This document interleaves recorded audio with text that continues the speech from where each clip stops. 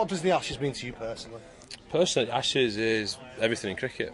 You can have your World Cups, your 2020s, anything else, but as an English player, growing up watching it is something you want to be desperately involved in, and having experienced winning it is something you want to do again and again. So for me, professionally, there's nothing bigger. Now, how's your injury situation? Yeah, I'm fine. I had a knee op, I don't know, about 2 months ago now, maybe more. I've done all the rehab on that with the physio. And now I've been playing for Lancs for the past 3 weeks injury free, bowling me overs, trying to score a few runs, and it's all good. Yeah, well, the weather hasn't helped, is it, with the bat? I can't blame the weather. It was nice. It was nice last week. I managed to score a few runs.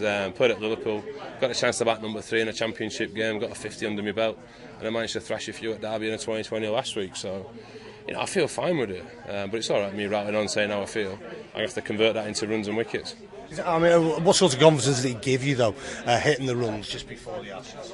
Yeah, not just so much before the Ashes, just in general. I enjoy batting, I enjoy scoring runs. So one thing's confidence, but I think equally more important for me is enjoying playing. And having spent so much time on the sidelines, I'm determined every match I play I'm going to enjoy it. But I enjoy it more when I manage to score a few. Yeah, exactly. Now, how do you see the team's form coming into this series? Been a bit mixed. They played a good test series against the West Indies, where we totally outplayed them. We showed what a good side we are.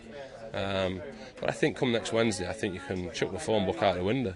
It's going to be how two sides react to what's going to be a huge series at Cardiff. Well, it starts at Cardiff, so we'll be quietly confident. We've got a good team, good set of lads. Exactly. Now, the Aussies identified Jimmy Anderson as the most improved English bowler. I mean, what are your thoughts on how he's improved? Because you play with him at county as well. Yeah, Jimmy has improved. As a young lad, he had all the tools. He swings it both ways. He's got all the different deliveries. But I think as he's played more, he's learnt how to use them. He's always been very skillful, but now he's putting them skills to great use. I think along with Stuart Broad as well, opening the ball, and they've forged a really good partnership. Yeah, exactly. Now, if you had to pick an Australian player as the danger man, I know you'd love to do so, who would it be? I don't know about, obviously a danger man, the captain's a fine player. It's dangerous just to pick one out.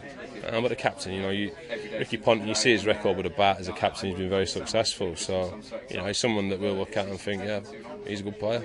Exactly, because the Australians, since Border, have always introduced 1 or 2 players at a time. But this seems like a completely new look with about 4, 5, 6 changes. Although Hughes did so well in South Africa opening the batting, I mean, do you think that gives an advantage to you? I don't know, it sometimes works like that when a lot of players retire at the same age, retire at the same time. The thing with Australia is they've always managed to find people to come in and perform straight away. And you mentioned Hughes, and it seems with him and a couple of the others they've done that. So, we're not going to look at them as like a weak team or a weaker side than 2005. They're going to be very good, and we're going to be at the top of our game to get anywhere near beating them. I mean, hopefully the weather's going to allow the play to go. But do you see any test particularly whether the pitch will help England more than Australia? I don't know, to be honest. The first one's going to be interesting at Cardiff. And there's speculation about the wicket, but up until next week I don't think anyone will really know. But I don't think it matters what surface you play on. If you're going to win test matches, you've got to perform. And there's 2 sides playing on the same wicket. So rather than getting carried away with the wickets and worrying about what's going to suit them, I think you've got to more concentrate on getting your game right and performing as a team.